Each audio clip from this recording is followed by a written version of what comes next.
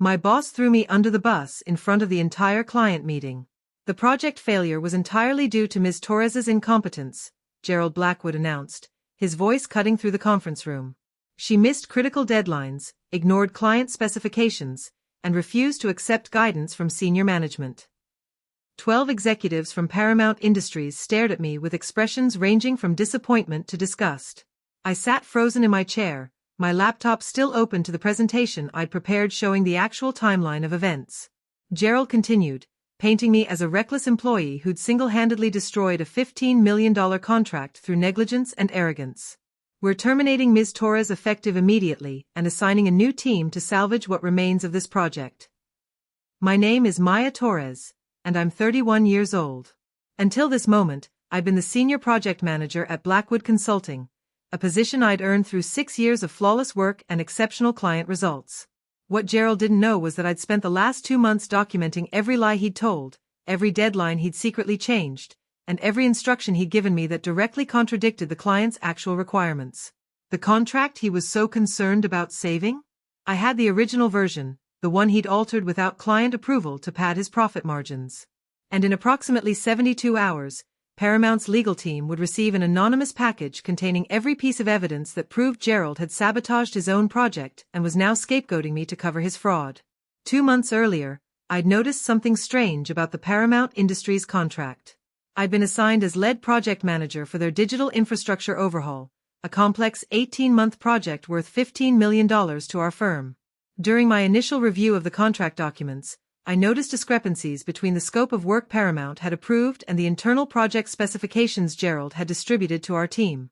The client had requested a phased implementation with specific security protocols and milestone reviews. Gerald's internal specs cut the security protocols significantly, compressed the timeline by 4 months, and eliminated 2 of the 3 milestone reviews. These weren't minor adjustments, they were fundamental changes that would save our firm money but deliver an inferior product. I brought my concerns to Gerald during our weekly status meeting. The internal specs don't match what Paramount approved, I explained, showing him the side-by-side comparison I'd prepared. If we follow your version, we won't meet the contractual obligations for security and quality assurance. Gerald barely glanced at my documents. The client doesn't understand what they actually need, he said dismissively. I've been doing this for 20 years, Maya. Trust me, my version will work fine and keep us under budget. Paramount will never know the difference. I pushed back gently. But we have a legal obligation to deliver what they contracted for. These changes could expose them to security vulnerabilities. Gerald's expression hardened. Are you questioning my judgment? Because I can find another project manager who understands how business actually works. The threat was clear. I backed down, but something felt fundamentally wrong. That evening, I reviewed the contract more carefully and discovered something alarming. The version Gerald had filed internally wasn't just different from what Paramount approved, it also included inflated cost projections that would allow him to pocket the difference between actual expenses and budgeted amounts. He was essentially padding the project costs while simultaneously cutting corners on deliverables. This wasn't just bad project management. It was fraud.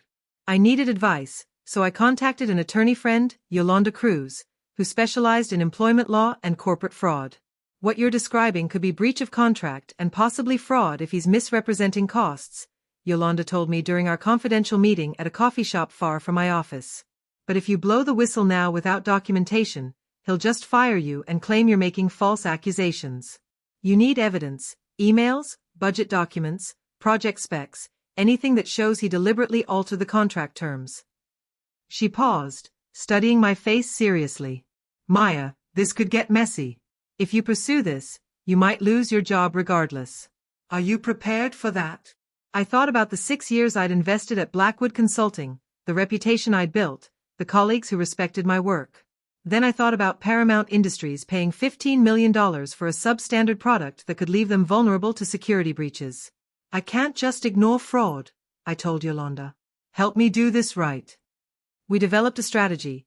I would continue working on the Paramount project while quietly documenting every instance where Gerald's specifications contradicted the actual contract, every email where he instructed me to cut corners, and every budget manipulation I could find. Yolanda advised me to create a paper trail showing I'd raised concerns and been overruled. If this goes to court or gets investigated, you need proof that you tried to do the right thing and were pressured to participate in the fraud. I started keeping meticulous records. Every conversation with Gerald, I followed up with an email summarizing what was discussed and requesting written confirmation of his instructions. Per our meeting today, you've instructed me to implement the modified security protocols rather than the client-approved version. Please confirm this is correct. Gerald would respond impatiently. Yes, proceed as discussed. Stop second-guessing everything. Perfect documentation.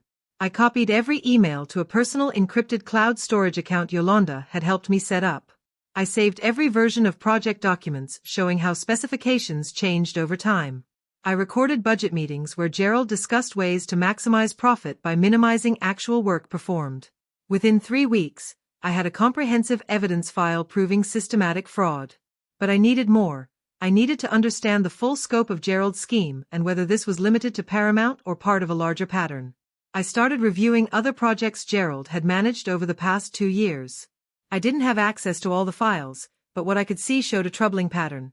Budget overruns that somehow resulted in higher profits for the firm, scope reductions that clients weren't informed about until after implementation, and consistently poor post-project reviews that were buried in internal reports.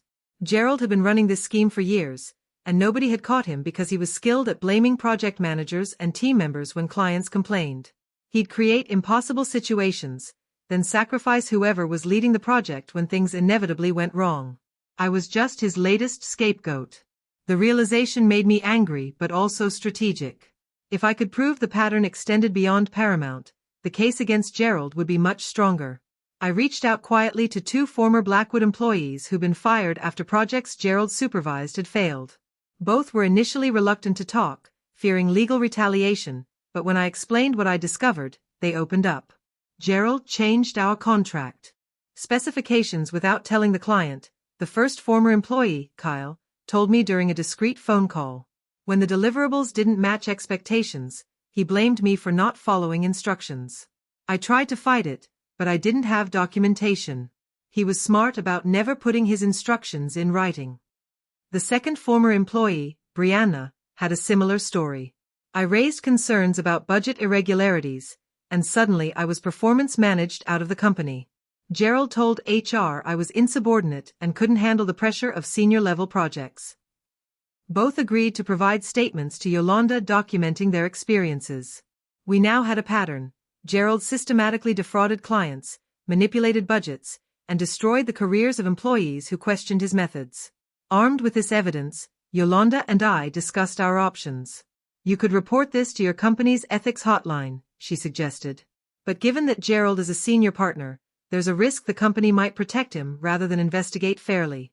The safer option is to report directly to the client and regulatory authorities once you have complete documentation. We decided on a 2-pronged approach.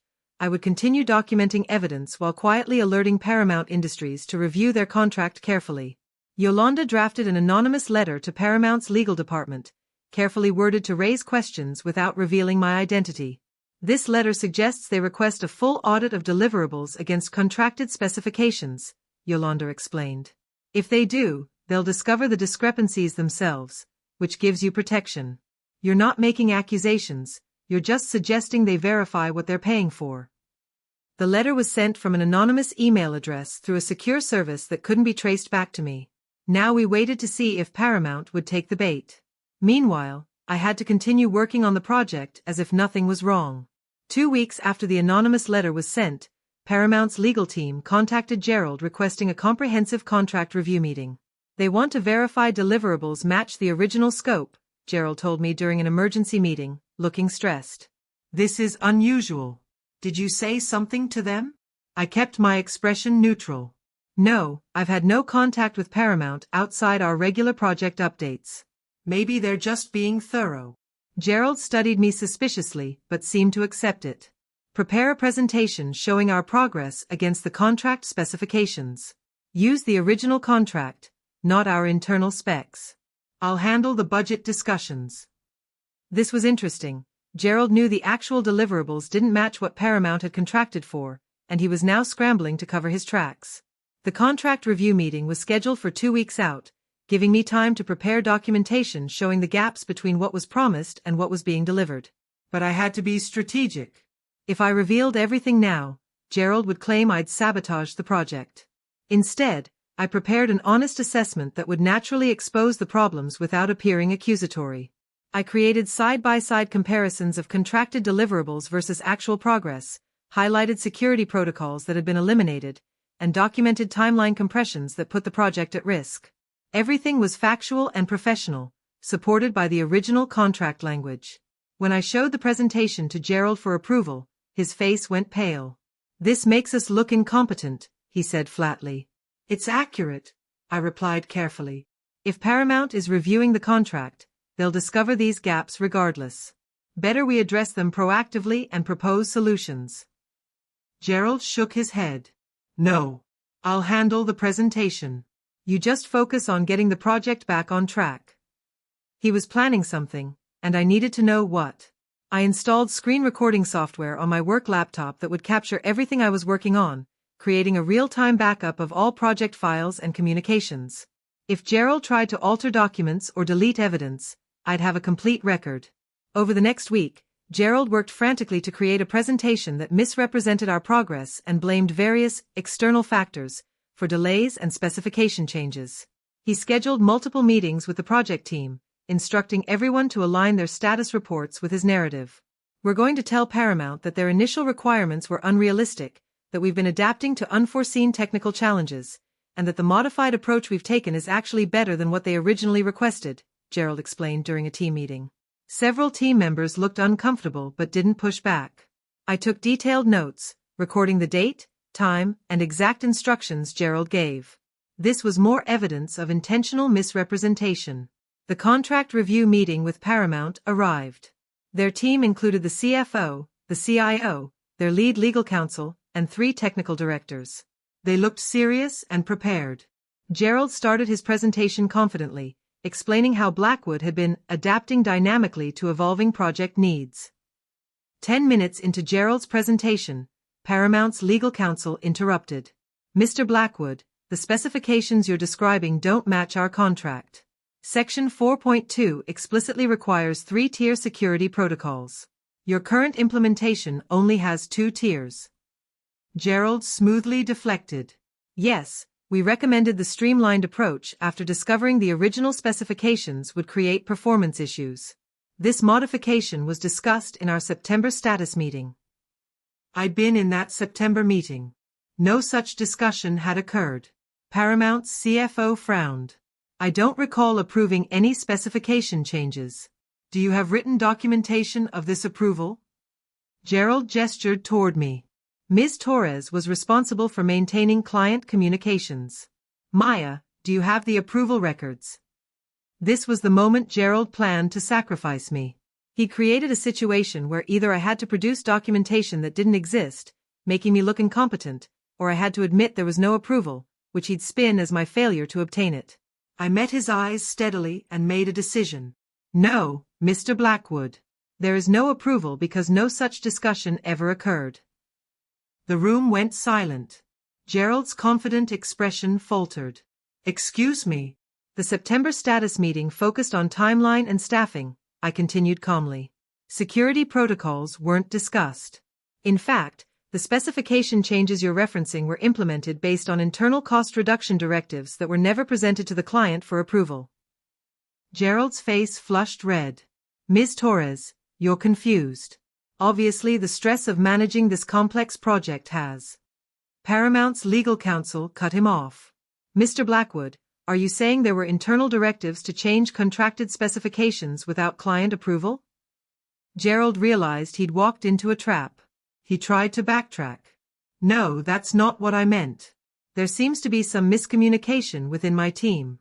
Can we take a brief recess to clarify our records?" "I don't think that's necessary," I said quietly. I pulled out my laptop and opened the file I'd prepared. I have documentation of all specification changes, including the dates they were implemented, the internal directives authorizing them, and the correspondence where I raised concerns about contractual compliance. I connected my laptop to the conference room projector. Gerald lunged toward me. That's proprietary company information. You have no authority to.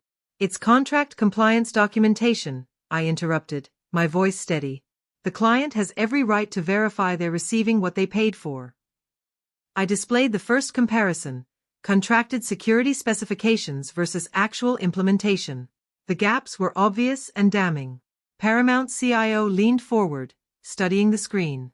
This shows we're getting significantly less than we contracted for. That's correct, I confirmed. The modifications were implemented to reduce costs and compress the timeline, despite my objections that it violated contractual obligations. I clicked to the next slide showing email exchanges where Gerald explicitly instructed me to implement the reduced specifications. His own words, in writing, proving he'd knowingly altered the contract deliverables without client approval. Gerald stood abruptly. This meeting is over. Ms. Torres is clearly attempting to sabotage. Sit down, Mr. Blackwood, Paramount CFO said coldly. We're going to review every piece of documentation Ms. Torres has prepared. And then we're going to discuss breach of contract and fraud. For the next 2 hours, I walked Paramount's team through everything. The altered specifications, the budget manipulations, the eliminated security protocols, the compressed timeline that made quality assurance impossible. I showed them Gerald's emails instructing me to cut corners, his budget documents showing inflated costs versus actual expenses, and the pattern of similar behavior on previous projects. I also provided contact information for Kyle and Brianna, the former employees Gerald had scapegoated on earlier fraudulent projects. Paramount's legal team took notes on everything, their expressions growing darker as the evidence mounted.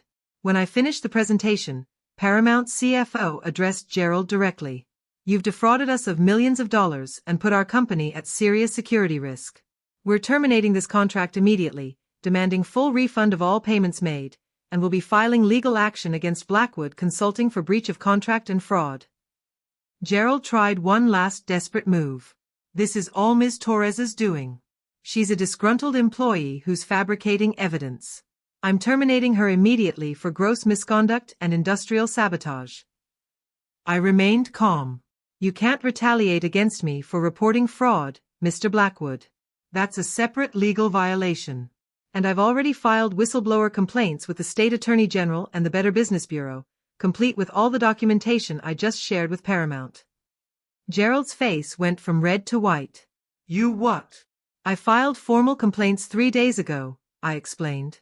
I tried addressing this internally first, but when you scheduled this meeting planning to blame me for your fraud, I realized the company wasn't going to investigate fairly. So I reported to external authorities. Paramount's legal counsel actually smiled. Smart move, Ms. Torres. That gives you whistleblower protection and makes retaliation a federal crime. Gerald collapsed into his chair, the reality of his situation finally sinking in. His scheme was exposed, he'd been caught on record committing fraud, and any attempt to fire me would result in additional charges. The meeting ended with Paramount's team informing Gerald they'd be in contact through their attorneys. As everyone filed out, Paramount's CFO approached me quietly. Ms. Torres, thank you for your integrity. Most people would have stayed silent rather than risk their careers. I couldn't let your company be defrauded, I replied. It wasn't right. She handed me her business card. When this mess is resolved, call me. We're always looking for project managers with your level of ethics and competence. I drove back to Blackwood's office in a daze, processing what had just happened. I'd essentially ended my career at the firm, but I'd also exposed systematic fraud and protected a client from being victimized. Yolanda called as I pulled into the parking lot. How did it go? I filled her in on everything. Yolanda laughed with satisfaction. Gerald walked right into it. He's finished, Maya. Paramount will sue, the State Attorney General will investigate, and Blackwood Consulting will either fire him or face liability for enabling fraud. You did everything right. I felt simultaneously relieved and terrified. What happens now? Now you document everything that happens next, Yolanda advised. If Gerald or anyone else at Blackwood retaliates against you in any way, termination, demotion, harassment, that's a separate legal violation. Keep records of every interaction. I returned to my office to find an email from HR requesting an immediate meeting. This was the retaliation Yolanda had predicted. I forwarded the email to her, then headed to the HR office. The HR director, Troy Hamilton, sat behind his desk looking uncomfortable. Ms. Torres, we've received serious allegations from Mr. Blackwood about your conduct during today's client meeting. He claims you shared confidential company information without authorization and made false accusations against senior management. I kept my voice calm and professional. I shared contract compliance documentation with the client who'd contracted for specific deliverables. They had every right to verify they were receiving what they'd paid for. As for false accusations, everything I presented was supported by documented evidence, most of it created by Mr. Blackwood himself. Troy shifted uncomfortably. Be that as it may, Mr. Blackwood is recommending immediate termination for insubordination and breach of confidentiality. If you terminate me for reporting fraud, that's a legal retaliation against a protected whistleblower, I stated clearly. I filed formal complaints with state authorities 3 days ago documenting systematic fraud on the Paramount project and others. Any adverse employment action taken against me now would violate federal and state whistleblower protection laws. Troy's expression showed he understood the legal jeopardy. I wasn't aware of any formal complaints. I have the filing receipts and can provide copies, I offered. I also have documentation showing Mr. Blackwood planned to scapegoat me for his fraud during today's meeting. His attempt to terminate me now proves the retaliation was premeditated. Troy made a decision. I'm suspending any personnel action until our legal team reviews the situation. You're placed on paid administrative leave effective immediately while we investigate. That was actually better than I'd expected. Paid leave meant I wasn't fired, which preserved my legal protections, but I also wasn't required to work in a hostile environment. I'll need that in writing, I told Troy. He drafted a brief memo confirming paid administrative leave pending investigation and handed me a copy. I left the Blackwood office knowing I'd probably never return as an employee, but satisfied I'd done the right thing. The State Attorney General's office contacted me 2 days later. Investigator Helena Price was assigned to my complaint and wanted a full interview. I met with her at her downtown office, bringing copies of all my documentation. Helena reviewed everything methodically: the contract alterations, Gerald's emails, the budget manipulations, the pattern across multiple projects. This is extensive and well documented, she commented. You've essentially built our entire case for us. I wanted to make sure there was no ambiguity, I replied. Gerald is skilled at manipulation and misdirection. I needed evidence that was irrefutable. Helena nodded approvingly. We're opening a formal investigation into Blackwood Consulting's business practices. This will likely result in criminal charges against Mr. Blackwood and possibly civil penalties for the firm. Are you prepared to testify if this goes to trial? I didn't hesitate. Yes. Over the following weeks, the investigation expanded rapidly. Helena's team interviewed Kyle and Brianna, both of whom provided detailed accounts of similar fraud on their projects. They subpoenaed Blackwood's financial records and discovered Gerald had been skimming hundreds of thousands of dollars across multiple contracts over 3 years. Paramount Industries filed a $20 million lawsuit against Blackwood Consulting for fraud, breach of contract, and negligent misrepresentation. Other former clients began reviewing their contracts and discovering similar discrepancies. 2 more lawsuits were filed within a month. Blackwood's leadership finally recognized they had a catastrophic problem. The firm's managing partners reached out through their attorneys requesting a meeting with me. Yolanda advised caution. They're probably going to try offering you a settlement to make this go away quietly. Don't accept anything without consulting me first. The meeting took place at a neutral law office downtown. 3 managing partners attended, along with their legal team. They started with apologies. Ms. Torres, we had no idea Mr. Blackwood was engaging in fraudulent practices. If we'd known, we would have intervened immediately. I didn't believe that for a second. Gerald had been a top-earning partner for years, and nobody questioned how he maintained such high profit margins, but I stayed quiet and let them continue. We'd like to offer you a settlement package. Full salary for 2 years, a positive reference letter, and a confidentiality agreement stating you won't discuss Blackwood's business practices publicly. Yolanda shook her head before I could respond. My client has already filed reports with state authorities and provided testimony to investigators. She can't agree to confidentiality that would prevent her from cooperating with ongoing criminal investigations. Furthermore, 2 years' salary isn't appropriate compensation for the retaliation and hostile work environment she experienced. The negotiations went back and forth for an hour. Finally, we reached an agreement: 3 years' salary plus benefits, no confidentiality restrictions related to legal proceedings, and a neutral reference letter that acknowledged my professional competence without mentioning the circumstances of my departure. In exchange, I agreed not to pursue a separate retaliation lawsuit against the firm. It wasn't perfect, but it provided financial security while the legal cases played out. Gerald was fired 3 days later, his partnership dissolved and his equity stake forfeited. Blackwood issued a statement claiming they discovered irregularities in his project management and were cooperating fully with authorities. Criminal charges were filed against Gerald 2 months later: 15 counts of fraud, 12 counts of wire fraud, and 8 counts of grand theft. The prosecution's case was built largely on my documentation and testimony. Gerald's attorney tried to negotiate a plea deal, but the evidence was too strong.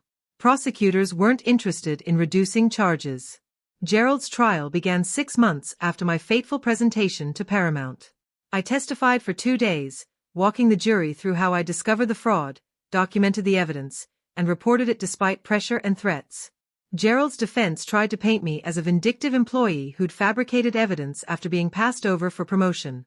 But my contemporaneous documentation, emails, recordings, budget documents, all time-stamped and authenticated, destroyed that narrative. The jury deliberated for 4 hours before returning guilty verdicts on all counts. Gerald was sentenced to 12 years in federal prison and ordered to pay $4.2 million in restitution to the defrauded clients. Blackwood Consulting settled with Paramount and the other clients for undisclosed amounts, reportedly totaling over $35 million. The firm survived but was severely damaged, losing several major clients and facing increased scrutiny from regulators. As for me, I took Paramount's CFO up on her offer. I joined Paramount Industries as their Director of Project Management Compliance, tasked with creating oversight systems to prevent the kind of fraud Gerald had perpetrated. The work was challenging and fulfilling. I developed protocols for verifying deliverables against contracts, created audit systems to catch specification changes, and trained project managers on ethical obligations. My experience became a case study used in project management certification courses: how to recognize fraud, document evidence, and report through proper channels while protecting yourself legally. I spoke at several industry conferences about corporate fraud prevention and whistleblower protection. 1 year after Gerald's conviction, I received an unexpected letter from him in prison. I debated reading it, ultimately deciding I needed closure. The letter was surprisingly reflective. Gerald acknowledged his crimes and took responsibility for the harm he'd caused. I convinced myself that cutting corners was just smart business, that clients wouldn't know the difference, that profit justified any means, he wrote. I was wrong, and I destroyed my career, my reputation, and hurt people who trusted me. You did the right thing exposing me, even though it cost you professionally. I appreciated the apology but couldn't quite forgive someone who tried to ruin my career to cover his crimes. I filed the letter away and focused on my new role at Paramount. 2 years after the trial, I was promoted to Vice President of Operations, overseeing all major projects and ensuring compliance across the company. My team had grown to 15 people, all dedicated to maintaining ethical standards and contractual integrity. The work environment was collaborative and supportive, nothing like the toxic culture at Blackwood. I occasionally heard updates about Blackwood Consulting through industry contacts. The firm had rebranded, brought in new leadership, and was slowly rebuilding its reputation. Several former colleagues reached out, some apologetic about not supporting me during the crisis, others curious about how I'd landed such a good position. I stayed cordial but maintained professional distance. Those relationships had been built in an environment where people looked away from fraud rather than confronting it, and I couldn't forget that easily. 3 years after exposing Gerald's fraud, I was invited to testify before a congressional committee examining corporate accountability and whistleblower protections. Lawmakers were considering legislation to strengthen protections for employees who reported illegal activity and to increase penalties for retaliation. My testimony focused on the practical challenges whistleblowers faced: the fear of losing careers, the difficulty of gathering evidence while maintaining cover, the risk of retaliation even with legal protections.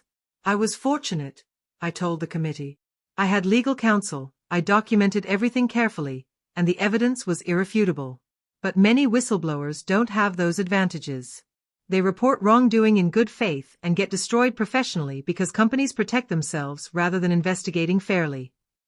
I recommended stronger penalties for companies that retaliate, mandatory independent investigations of whistleblower complaints, and expanded financial protections for employees who suffer career damage from reporting fraud. Several committee members asked about my experience with Blackwood's response. The firm only took action after I presented irrefutable evidence to the defrauded client, I explained. When I raised concerns internally, I was ignored and threatened. The company's internal ethics systems failed completely because they weren't designed to challenge senior leadership. Effective oversight requires independence and real consequences for misconduct at all levels. The committee seemed genuinely interested in reform, and several members referenced my testimony in their subsequent speeches supporting the legislation. The bill passed 8 months later, creating stronger whistleblower protections and establishing independent investigation requirements for companies over a certain size. I felt proud knowing my experience had contributed to meaningful reform that would help protect other employees. 4 years after the Paramount presentation, I published a book about my experience titled The Contract: How I Exposed Corporate Fraud and Survived. The book combined my personal story with practical guidance for employees facing similar situations: how to recognize fraud, document evidence, protect yourself legally, and navigate the aftermath. It resonated particularly with professionals in industries where cutting corners and aggressive profit margins created ethical pressures. The book tour brought me into contact with dozens of people who'd faced whistleblower dilemmas. Some had reported wrongdoing and suffered retaliation. Others had stayed silent and lived with the regret. Almost everyone appreciated having a roadmap for handling such situations ethically while minimizing personal risk. During a book event in Chicago, a young project manager approached me with a familiar story. My boss is altering contract specifications without client approval. I've documented evidence, but I'm terrified of losing my job and being blacklisted in the industry. What should I do? I gave her the same advice Yolanda had given me. Consult an attorney specializing in employment and whistleblower law, file formal complaints with appropriate authorities before confronting the company internally, and maintain meticulous documentation of everything. Protecting yourself legally has to come first, I told her. Once you're protected, you can report the fraud through proper channels. 5 years after Gerald's conviction, I received an invitation to speak at Blackwood Consulting's annual ethics training. The irony wasn't lost on me. The firm that had enabled Gerald's fraud and tried to retaliate against me for exposing it now wanted me to teach their employees about ethical conduct. I initially declined, but the managing partners personally reached out with a compelling pitch. "We know we failed you," one partner admitted during a phone call. "We created a culture that valued profit over integrity, and it nearly destroyed us. We've completely restructured our oversight systems, but we need help ensuring our people understand why ethics matter. Your story illustrates the consequences better than any lecture could." I negotiated terms: complete editorial control over my presentation, no restrictions on discussing what happened, and a significant speaking fee donated to a whistleblower advocacy organization. The presentation was scheduled for their quarterly all-hands meeting, mandatory attendance for all employees including senior leadership. Standing before 200 Blackwood employees felt surreal. Some had been colleagues who'd witnessed Gerald sacrifice me. Others were new hires who knew the story only from news coverage and case studies. I started with the basics: how I discovered the fraud, the choice I'd faced between staying silent and reporting, and the strategic documentation I'd maintained. Then I walked them through the contract review meeting where Gerald tried to scapegoat me, my decision to expose everything publicly, and the legal aftermath. Gerald spent 12 years in prison, I told the room. Blackwood paid over $35 million in settlements. Multiple careers were destroyed, including mine initially. All of this happened because one person decided profit mattered more than integrity. I paused, looking around the room. But here's what Gerald didn't understand: integrity isn't just about being a good person. It's about long-term survival. The fraud saved Blackwood money in the short term but cost the company its reputation, major clients, and tens of millions in legal fees. If Gerald had just delivered what clients contracted for, he'd still have his career and his freedom. Several employees nodded, clearly understanding the lesson. I spent the next hour answering questions about how to recognize fraud, when to escalate concerns, and how to protect yourself when reporting wrongdoing. The new leadership had implemented anonymous reporting channels and independent oversight committees, improvements that might have prevented Gerald's scheme if they'd existed 5 years ago. After the presentation, a senior partner approached me privately. "Thank you for being willing to come back here. I know it couldn't have been easy." It hadn't been easy, but it had been cathartic. Sharing my story with the people who needed to hear it most felt like completing a circle that had started when I first noticed those contract discrepancies 5 years earlier. 6 years after the Paramount contract was re-examined, I sat in my office at Paramount Industries, now serving as Senior Vice President of Ethics and Compliance. My department had grown to 25 people dedicated to ensuring every contract, every project, and every business relationship met the highest ethical standards.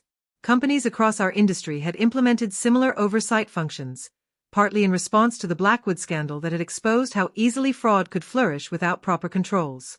I'd rebuilt my career completely, transforming from a project manager who'd risked everything to expose fraud into a recognized expert on corporate ethics and compliance. The sacrifice Gerald tried to force on me, taking the blame for his crimes, had instead become the foundation for something much larger. My whistleblower case had changed industry practices, influenced legislation, and created protections for countless other employees facing similar dilemmas. The anonymous package I'd planned to send to Paramount's legal team had never been necessary. Instead, I'd exposed the fraud directly, publicly, and in a way that left no room for Gerald to manipulate the narrative or escape consequences. That decision had been terrifying but ultimately vindicated. Sometimes late at night, I thought about that contract review meeting, the moment Gerald pointed at me and tried to make me the scapegoat for his systematic fraud. The fear I'd felt was real and justified. But so was the preparation I'd done, the documentation I'd maintained, and the legal protections I'd secured before walking into that room. Those months of quiet evidence gathering while pretending everything was normal had been the hardest work of my life, but also the most important. Gerald had assumed I'd be too afraid or too powerless to fight back. He'd underestimated my integrity and my strategic thinking. That miscalculation cost him everything while giving me the opportunity to build something better than what I'd lost. I received occasional messages from other whistleblowers thanking me for sharing my story and providing guidance through their own situations. Each one reminded me why the sacrifice had been worthwhile. Corporate fraud continues because good people stay silent, either from fear or from convincing themselves the problem isn't their responsibility. Breaking that silence requires courage, but it also requires practical preparation. Legal advice, documentation, strategic timing, and understanding of your protections. 7 years after Gerald tried to sacrifice me to save his fraudulent scheme, I was invited to join Paramount's board of directors. The nomination came with enthusiastic support from the CFO who'd witnessed my exposure of Blackwood's fraud and had hired me afterward.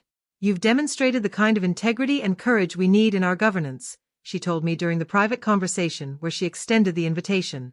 Joining the board felt like the final vindication, from a project manager Gerald tried to destroy for exposing his crimes to a director helping guide a major corporation's strategic decisions and ethical standards. The journey hadn't been easy or straightforward.